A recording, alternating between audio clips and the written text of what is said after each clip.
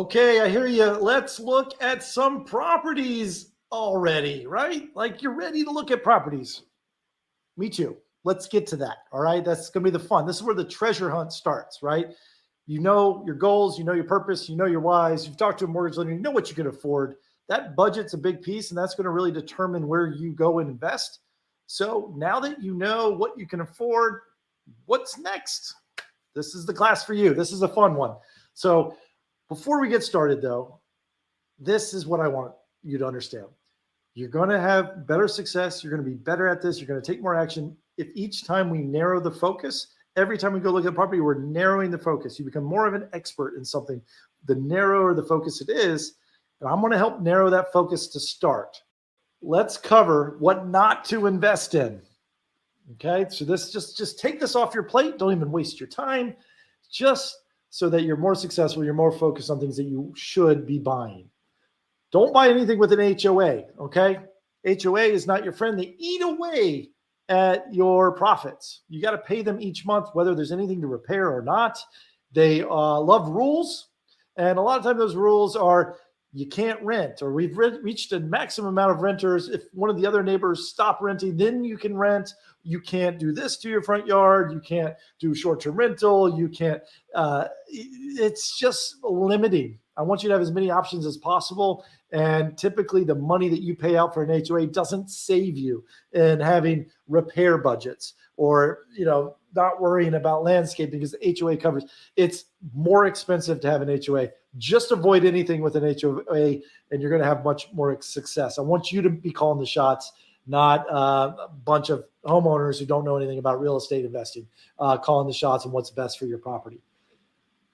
Furthermore, no townhomes, co-ops, apartment units if possible. These typically have HOAs, but also the reason why I call this out is, again, I want you to have as many opportunities with your real estate. And a lot of times that opportunity, whether it's to you to do yourself or to sell to the next person, it's the opportunity to add square footage.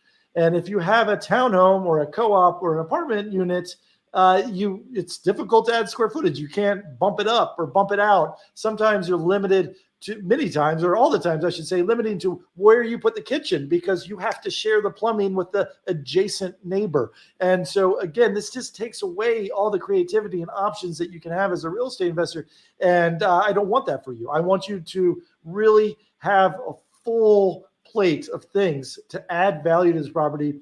You don't necessarily have to, but in the future, the next buyer will appreciate that it has these opportunities. So this may mean you've got to look into a different city or a different town or a different neighborhood, one that you don't live in. And we're going to get into that in this class so that you are comfortable doing this, because I know that sounds scary maybe if you're not familiar with the town, but we're going to show you how to do this.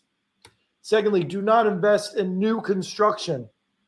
New construction is when the house is at its premium, it's at its most expensive. Everything is brand new. It's what you're paying top dollar for, which is, you don't want that in real estate investing because your tenant doesn't want to pay top value for new construction. They typically don't look at that like, oh, I'm only renting new construction. No one ever has that thought process. And so you can't charge extra, a premium, because they're renting new construction. So basically you're buying something in the best condition you'll ever be and letting a tenant slowly deteriorate it because they're just living in it. And you've got the latest trends and it's slowly going to get untrendy. Do the opposite. Buy something at a discount that's already been, through its trends, and you can buy it and add refresh it, give it some cosmetic updates, and make money and equity that way. It doesn't necessarily also save you on repairs, because this is the thought process. Well, I don't have to repair, HVACs and roofs right away. Listen, it doesn't matter when you buy it in the cycle. You're going to have to replace the HVAC. If you hold something for 15 years, you're going to have to replace the roof. It's going to be in your budget. I'm going to show you how to budget for these things. It's just, why does it matter if it's a year 1 or year 5? We're already budgeting for it anyway. Just the new construction is not a lifesaver. And to be honest, the houses that I've bought that are built in the 50s and 60s with cinder blocks and bricks, they are solid, and they are going to last much longer than the homes I buy in the 90s and the 2000s and the 2010s that are all wood and done with cheap vinyl and just sort of mass produced. Those homes fall apart faster than the older built homes anyway, where I just have to do the cosmetic updates. The foundation is perfectly, solid. So don't just sort of limit yourself by saying I'm only buying new construction. I don't think there's money to be made there anyway. It's a false sort of safety net that you've created for yourself. So avoid new construction if you can. Next, no good school districts. All right. I know you love the good school districts because that's where you would want to live. Again, this is your lifestyle decision. You're paying a premium for a school district. Your tenant may not even have kids. This is also a common thing. It's just too expensive and you don't make that up in rent. And you're going to see soon what I mean by that. But usually good school districts are great for primary residents, not for rental properties.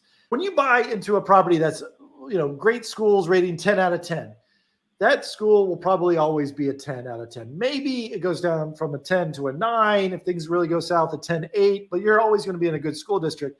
But that's the problem, right? What if it goes from 10 to 9 or to 10 to 8? Well, your property is going to lose value. Like you paid a premium for the 10 school. And if it doesn't stay at 10, well, you're going to lose money, right? Let's think of the opposite. Let's say you buy in a 5 or a 6 or a 7 school district. Well, I think that there's chances that could go up to an 8, right? The 6 goes up to an 8. You've made a lot of money. Your house appreciates in value. And there's tenants that can't afford the good school districts. There's definitely way more tenants that have to settle for that 6, 7, 8 school for their family just because of budget constraints. So why don't you invest there where there's a bigger tenant pool and you have the ability for those schools to improve, and then you're really making money at the same time. You're also buying those houses at a discount. So try to avoid the good school districts. No vacant land. This is not, to me, real estate investing. This is for the pros. You can make money in this. Yes, I've said this. You can make $1 million a million different ways in real estate. Vacant land is one of them. That's not what you want to do for your first 4. Like this is more experience, more nuance, more expertise. You're just buying land and hoping it appreciates in value, or you got to improve it, add the plumbing and electricity lines and everything. And that's a full-time job for people. And you're going up against people where that's all they do. They entitle the land. This is not something for a beginner, because you're just holding land, hoping it goes up in value, but you're still paying property taxes on it and probably some insurance just because you'll have some liability risk by having land. No foreclosures. This probably sounds counterintuitive, but it's for the same reasons. There's not a whole lot of foreclosures happening, at least in this market, but you're going up against people who this is all they do is foreclosures. And this is tough for a weekend warrior to compete with. Typically, you can't get a mortgage to buy a foreclosure. You have to buy it in all cash. On top of that, foreclosures usually sell sight unseen. So there's a lot of risk unless you've already got the team and the deep pockets to buy these properties and renovate them. And you're not scared of major renovations because you can't see inside. This is an expert field. And I just don't think you're going to get the deals there, especially if you have to get a mortgage. No rent to own. And what this is you're buying a property. You can't get approved for a mortgage, but you put a big down payment down and then you rent it for 3 years. And your rent goes towards a down payment, further down payment. So when you buy it in 3 years at agreed upon price, then it's like a savings plan built in. Now, 85% of these buildings never get completely bought. The tenant or you yourself has a change of plans, or in 3 years when you've agreed to buy this property at a certain price, and 3 years from now it's really not worth that anymore. You don't want to buy it. You walk away, but you walk away from your down payment and all the extra rental payments you made. This is a great way for a owner of a property to make extra money on their property, is to rent out their own properties, but you yourself should not buy a property, rent or own. It's just too heavy-handed for the landlord. No timeshares. Timeshares are not real estate investing. This is a scam, honestly. I'm going to call it what it is. I'm going to put a link to John Oliver last week tonight episode. solid 30-minute breakdown, more than I could ever do on the pitfalls of timeshares. Please just watch it. I'm going to put a link to the YouTube channel here. This is very, very important to watch if you're even considering a timeshare. Just the fact you can't ever sell it. You can go on eBay right now and buy 10,000 different, timeshares for $1 each, and they're still bad deals. Do not buy it because you're sucking in yourself into this HOA fees and these debts and these assessments, and you can't shed it. Even your heirs inherit this debt. Not that they would with a real estate property, but they do with timeshares. So just avoid timeshares. It's not real estate investing, and just don't even entertain the idea. Don't even go on the seminars. So what does that leave us? Well, now let's talk about what to invest in. Okay, we're finally getting to that. Well, I've narrowed the focus for you, but what to invest in? Towns and cities that have populations of over 15,000. To me, this is a good, healthy number. You're going to have a healthy tenant base. You're going to have probably some job diversity. You're going to have, a town's, a mayor, a sort of a coffee shop probably that's sort of the hub of the town. You probably have bus transit. These are sort of the bare minimum is what I'm going to want is a population of 15,000. You're also going to want a city with varied job and industries. Detroit just got decimated because they were one car industry, right? One industry, which was cars, where once the cars went overseas and the factories went somewhere else, well, the whole town basically imploded. You want to find a city that has a variety of things just so that if one goes under, it's still afloat. So for instance, I live in Atlanta. I love Atlanta, but it's diverse in its employment. It's got headquarters of major industries like UPS, Porsche, Mercedes-Benz, IBM, Chick-fil-A, Home Depot, Delta. Like all these are different industries, right? And they're major Fortune 500 companies, and they're under, if one of those goes under, cities of Atlanta is still going to be fine, right? There's accountants that one can find an accountant and be an accountant in one of the other industries. It's just always growing, and this is what I like about Atlanta. But there's towns all over the United States that do this, small and large, and I'm going to help you find and recognize those. Transportation and access to transportation is always huge and always greatly affects the value of real estate. So in the 1900s, the train stations, right? All the houses and the commercial real estate around the train stops and the train stations were the most expensive and most desirable. When I lived in New York City, the proximity to the subway stop was the most desirable. So access to interstates. Maybe you don't want to be right on the interstate, but at least you have an option. It's a couple blocks away. It's a short drive to the interstates. That's big and popular now. I think with a lot of more work from home options, you can live anywhere. This trend is probably going to continue. So that tells me probably a 2-hour drive to a major airport is going to be important. That's going to still allow you to live wherever you want, but you're still connected to the world. You're still connected to your day job. If you've got to travel every week, a 2-hour drive you can do once a week, on the way to the airport and the way back. So I sort of like just being close to an airport. I think that's going to be huge. So this will also help narrow your focus. And a 1-hour drive to a 4-year college or university. I specifically put 4 years. The reason for this is, well, if you are going to rent to a tenant that's going to college, well, you got a 4-year tenant typically, but you also have professors and a faculty and the football coaches and everything that support that university. That means there's going to be a lot of people that live in town, and an hour commute is fine for a lot of those folks. Maybe if they're not students, but that go work in all the jobs that a 4-year university provide. It also sort of attracts a higher educated tenant, one that's maybe ambitious, and all these things sort of create cool little startups and mom and pop shops around these towns and cities. So I really love 4-year college university, 1-hour drive as well. It doesn't mean you're catering to that university or tenant, but the fact that it exists is always sort of a nice buffer, because universities can go out of business too. And so don't just make that the sole reason why you're investing there. Multifamily if given an option between multifamily and single family, I always default to multifamily.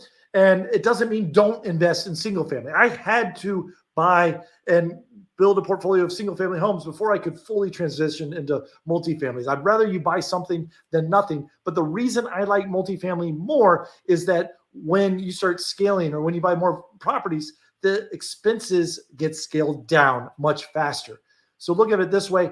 I find 4 single family homes all on the same street. I still have 4 property taxes, 4 roofs that I may have to replace, 4 pest control bills, 4 different landscaping bills. All these things are right individual. Like I've got 4 water mains I may have to replace one day. And well, now you know where I'm going with this. If I buy a quadruplex, that's 4 units. It's only under one roof. It's only got 1 water main bill, only 1 landscaping bill. So these things all come and go and just make things cheaper when I have 4 under 1 roof. They don't exist in every city. It depends how urban you are. And sometimes you might be priced out and the numbers don't work. But it just, if I always had a preference, try to do multifamily for those reasons, but it doesn't mean avoid single family. Next, you want to invest in landlord-friendly states. What does this mean? Landlord-friendly states are basically states that favor the landlord. So I'm going to show you a map in a bit where it differentiates between landlord-friendly and tenant-friendly states. Really what it is, it's a size of, if you had to evict someone, how many days does it take? If there's squatters, how do you get rid of the squatters in the process? How expensive is it?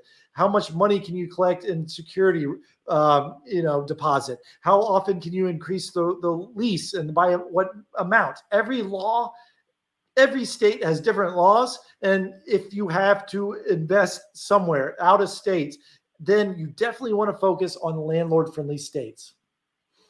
Here is the map that I'm talking about. Red is what you want here. So typically green means go. Think of the reverse here. The redder the state, the more landlord-friendly it is. So if you're going to start a business and you're going to invest, you want to invest where things are going to be a little bit easier for you to run your business. It doesn't mean you have to. There's ways to make money in every single state, and I'm going to teach you those ways. But again, if you were given the choice, always choose a landlord-friendly state. So here you can see that the Southeast is pretty much always going to be landlord-friendly. And you got some Midwest states here, Illinois, Indiana, Ohio. Parts of New York are, upstate New York are, but not New York City. You got Colorado, Wyoming, Idaho, and then Texas, Louisiana, Mississippi, Alabama, Georgia, Florida, North Carolina. That sort of rounds it out here. And then you got some of these sort of peripheral states that are, the teal color that are the second tier: South Carolina, Tennessee, Oklahoma, New Mexico, Kentucky, Missouri, Iowa.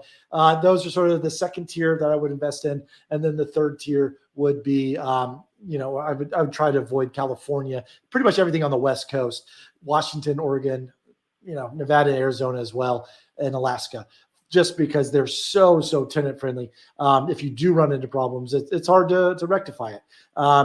Again, just it's not a catch-all. It's just sort of, if you have a choice, this is sort of how I would approach a blank slate investing on where to go and where to invest. So I'll have this map for you as well in the files to refer to. So let's start with an example. All right. We know our budget. We know what not to invest in. We know sort of parameters we want to invest in. Let's say my budget's $130,000. We're going to start there. This example I'm going to walk you through works whether your budget's $500,000 or $2 million. I just randomly picked $130,000. And with that budget that my mortgage lender says, hey, you're ready to go invest in, these are my steps. I'm going to go do a statewide Zillow search, which I'm going to walk you through. Search top employers of that state that I've chosen. Google the city population to make sure it's above 15,000. Do a Google map. How close is a university? Is it within 1 hour, a 4-year university? I'm going to find an airport. Is there a major airport within 2-hour drive? If that feels good to you, let's switch to Zillow and do that search. All right, I'm going to do a search of Louisiana. I know nothing about Louisiana. I just did a search and I realized I didn't have my microphone on. So you can see I've done a search of Louisiana here, but I honestly know nothing about Louisiana. So first, statewide search. If you don't know where to look, or if you are trying to narrow it down, or maybe your own state, you want to start there, that's fine. But I just did a full statewide search of Louisiana. Let me do for sale. Let's go for the price, $130,000. Let's apply it. Right now, I'll do any bedrooms, any bathrooms, and I don't want to do townhomes. I'm open to houses and multifamilies. No condos or co-ops, no lots or lands, no apartments, no manufactured yet. I'm okay with manufactured, but I prefer not to because they're typically not as easy to get financing for. And manufactured just means like mobile homes. You can actually buy the lot underneath it and let someone else buy their own manufactured home and park it on your lot. And that way you don't have to worry about repairs. So for now, yeah, let's avoid manufacturers. So we're going to apply that. And we're going to get we got a lot to choose from here in Louisiana. More, let's say, coming soon, sure. By agent, we got 1,200. By owner, 314. Max HOA, no, we want to change this to no HOA fee.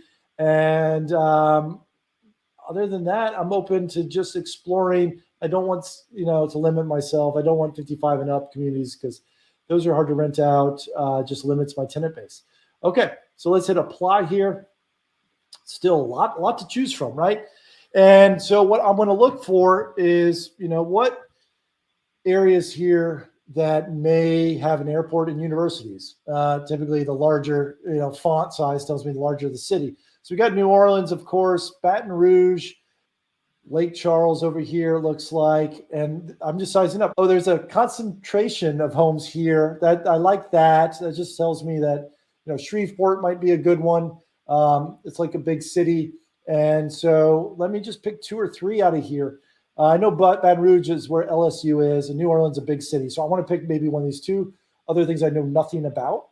Lake Charles looks like there's a lot going on. It's near the water. Maybe this is a worry about hurricanes.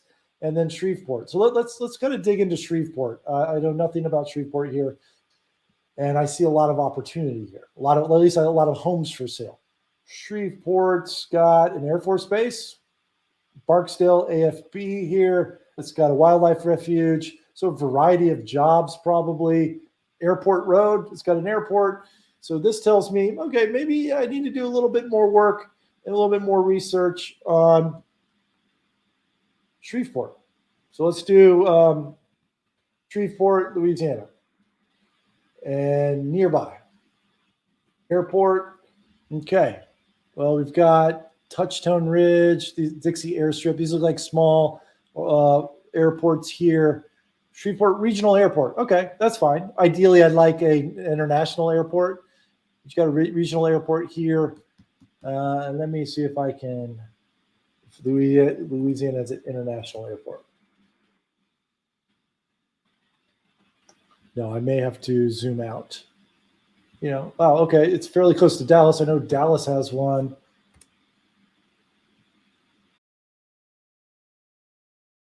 Five minutes later. Okay, so I found that there's an international airport in Alexandria, Louisiana, which I've actually never heard of, I don't believe, but it's an hour and 45 minutes. So this meets my 2-hour guideline. I'm okay with that. It's a straight line down Interstate 49. And then I know that Dallas has an international airport. I don't know what it's called, but let's just call it Dallas Airport.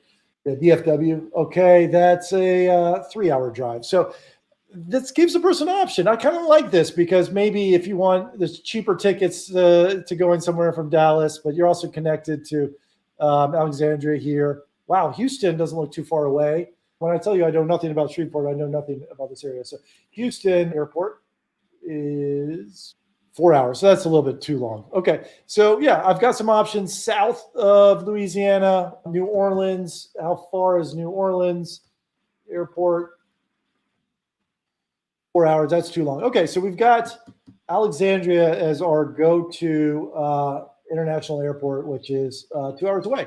That's great.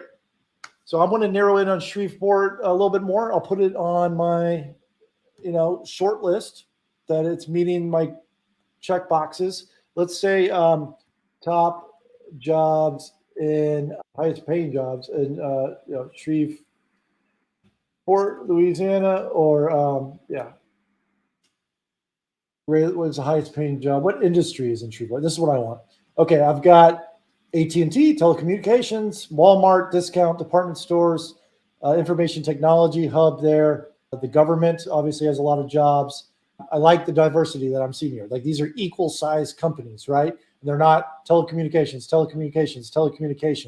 This is what I want to see. So Shreveport's checking the box for me of job diversity. And I like this. So it's within the airport. It's got everything. I don't know what the population is. So population of Shreveport, Louisiana. Bigger than I thought, 184,000. And these are the trends here, these trend lines. You really want a growing city, at most a stagnant city. A slight decline here, compared, but it's equal to Baton Rouge here, about the same size and the same trend. So this just might be a Louisiana trend here a little bit. So a little bit, but it's not a hockey stick down. So I'm okay with this. It feels stable. Like this is from 1990 to this is 30 years of stability. So I feel good about investing in Shreveport and its population size. So there you go. I found one city to invest in. I can go back here and say maybe what's another city that I want to invest in. That's in Louisiana. Alexandria has the airport, right? So we can zero in on Alexandria here. A lot of houses for sale, a lot of different, you're close to the interstates here. And, that's sort of opened my eyes to Alexandria. What's the population of Alexandria, Louisiana? Population is 44,000. Okay. And this is also similar trend here, fairly stable over 30 years. 45,000 in population. That's a good, healthy size. It's going to have a variety of things. And it's similar to Monroe, Louisiana. And I'm okay with that. But let's check out the top industries in Alexandria, Louisiana. Electric power, compressor manufactured, hospitality, agriculture, tank car assembly, aviation. Okay, so we've got a variety here. Largest employers: Procter & Gamble, Crest, Weyerhaeuser, for more than 40 different. Yeah, so this is where I just sort of do some quick back of the envelope to 50 biggest companies to work for. Again, AT&T, Walmart, Target, United Health, State Farm, Starbucks, Walgreens, Allstate. So some insurance, Pepsi, Best Buy, a bunch of retail, Aflac, a bunch of insurance. Okay, so to me, there's some variety here. I'd probably do a little bit more due diligence, just digging into those companies. But right now, in a quick search of Louisiana that I know nothing about, Alexandria and Shreveport have got my attention. I know this is going to be within close to the airport. I didn't do the universities yet. So let me see what universities are here. Four-year universities near me, right? Let's see what we have. Okay, great. There's this one, Blue Cliff College in Alexandria, Northwest University Technical Community College. That sounds like it might be a 2-year university, but there's a way more over here. Louisiana State University, LSU in Shreveport, the satellite campus, Remington College, Southwest Kingston, and we've got Louisiana Delta Community. What else we have? University of Louisiana Monroe. And okay, great. So we've got some variety here. And I sort of like this has more universities than this one, even though the airport's right here. So let's focus on Shreveport. I'm going to make that a town I'm going to invest in. And let's find the best deals in Shreveport based on narrowing it down. And this is sort of what I like. I feel safe. I feel good, feel steady employment and education and a huge population here of tenants. Okay, guys, so you understand how I did that? I just went to Zillow. It's super easy. You can spend as little or as much time to narrow down some cities, but that's how I look at a property. And I like to do sort of 10,000, bird's eye square feet view down and say, do I want to spend more time in this town or this city? And I just use those parameters to kind of narrow the focus a little bit. And from there, I'll find 1, 2, or 3 cities in a state that I'm like, okay, let me start looking at these properties. because otherwise, if I'm looking at everything in between, it's overwhelming and I can't keep it straight in my head, or I'm taking too many notes, or it's just exhausting to look at this property and say no, and then this property and say no. Right now, I'm just narrowing the location, and you have the ability to do this really quick and easily, like I just did. And if you're in Louisiana, I'd love to hear your thoughts on investing in Shreveport. But we're going to dig a little bit deeper on this, because I'm going to say that's the city, or I want to start investing, and I want to show you how I would start investing in Shreveport based on what I'm seeing right now. So those will be the future classes to come. But I want to give you some homework first. So homework before you start the next class is just do this same exercise that I just walked you through. And I want you to pick 3 towns that your budget works for. Okay. It could be all within your own town. So let's say you living in Atlanta like I do, and your budget's 300,000. You could just pick 3 different neighborhoods around Atlanta because it's so big, right? You don't necessarily have to zoom out and find something that's 2 hours away, but because every big city is going to have that airport, they're going to have the jobs, and they're going to have the population. So you could just narrow that focus to 3 different cities if you want, 3 different neighborhoods if you want. But most of you will probably have to leave your hometown based on your budget, or that you're in a high cost of living city. So it's a fun exercise to just get out of your comfort zone, get out of where you grew up, get out of where the schools are good. This is just sort of a good exercise to say, well, if I were to invest out of state, where would I? So pick some of those landlord-friendly states and just do this quick little search here. And we're going to keep on this theme of Louisiana just because I'm learning it with you and sort of my thought process when I look at properties. So that's your homework. Go find 3. And I challenge you, of those 3 new areas where you're sort of trying to say, hey, I'm open to investing here, I want to say 1 town should be out of state. Okay. Even if you're very familiar with your state and your city, let's just pick 1 out of state. Why not? Just so that you can compare what's happening on the other side. Is the grass greener on the other side of the fence? We're going to find out. And so if you can just do this exercise and find 3 cities that you're saying, hey, I wouldn't mind investing here. So that's your homework. Just narrow it down, pick your 3 cities, and we'll pick it up in the next class and go from here. But we're looking at properties now. We're having fun. We're actually on the Zillow website, and that's when the treasure hunting begins. So let's get to it, knock it out, and come prepared with narrowing your city or your town or your neighborhood to 3. Because I find it's much easier when you have 3 that you can eliminate 1. But when you have 2, you're going to always be in this, oh, which one's better, which one's not. But let's go to 3, and then we can instantly come back and eliminate 1. Because I think you'll have sort of fun and excitement, kind of finding these treasures out there in different towns and cities. So let's go do it, and I'll see you in the next class, and we'll pick up from this homework.